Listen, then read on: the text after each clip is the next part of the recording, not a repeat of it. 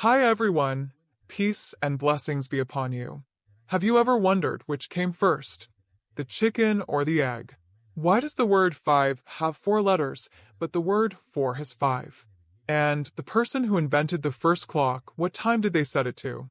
It looks like tonight's going to be one of those sleepless nights. Why does the milkman sell milk, but the butcher doesn't sell carrots? Who gave the first barber his first haircut?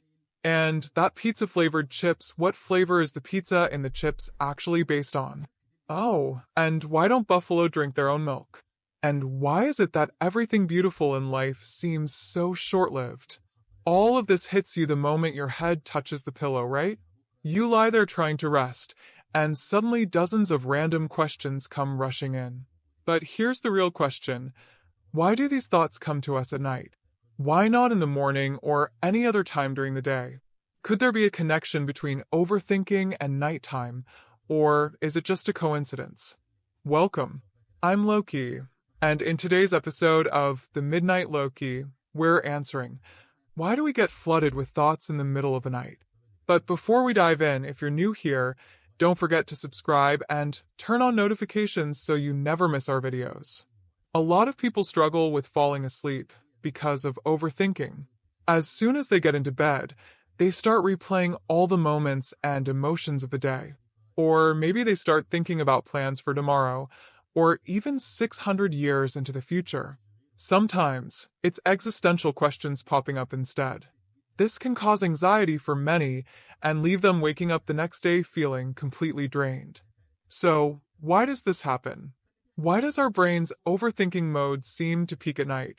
If you think it's just a coincidence, let me tell you. There are a few explanations for this. One big reason is quietness. The stillness of nighttime creates the perfect environment for excessive thinking, especially since there are no other distractions. No light, no noise, no TV, no phone. It's just you and your thoughts. It's similar to how people often joke about getting their best ideas in the shower. That's no coincidence either. Bathrooms, like nighttime, are quiet and isolated spaces that encourage reflection and deep thinking.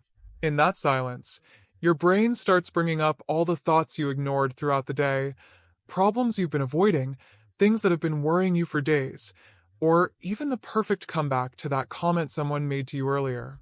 You think, why didn't I say that? That would have been perfect. But it's too late now. And if you're not truly exhausted when you go to bed, if you're going to sleep just because you should, not because you're actually tired, then you've basically signed up for a mental marathon. Another explanation? It's something called pattern recognition. When your brain is in a relaxed state, it has the capacity to form new neural connections, which help link thoughts together in creative ways.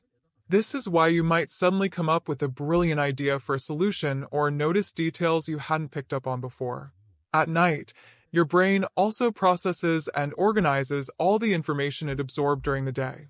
New neural pathways are formed, and previously unconnected brain cells become linked, which further fuels creative thinking.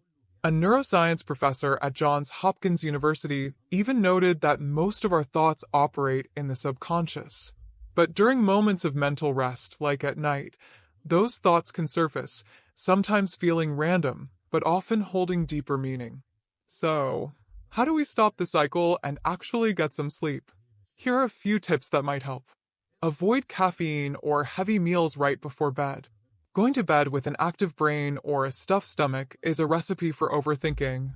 Try to go to bed about an hour earlier than your usual bedtime. That way, even if you spend time overthinking, your sleep schedule won't be too disrupted. Use that extra hour to daydream about something positive, like your dream vacation or the speech you'll give when accepting an award someday. Once you've indulged in those thoughts, give yourself permission to let go and fall asleep. If that doesn't work, consider establishing a pre-sleep ritual. For example, take a warm shower, read a calming book, or practice deep breathing exercises. This signals your brain that it's time to relax and prepare for rest. Finally, if you're still tossing and turning, try getting up for a few minutes. Drink some water, stretch, and then go back to bed. Sometimes, resetting your environment can make a big difference. Oh, and one last thing. Before you fall asleep, gently remind yourself, Not every question needs an answer right now. Let's rest, and we'll tackle it all tomorrow. If you've tried all of this and you're still awake, don't worry. The midnight questions will keep coming, but so will the answers. Just write them down and send them our way in the comments, and we'll explore them in the next episode. And if you enjoyed this video, don't forget to like, share, and subscribe. See you in the next episode.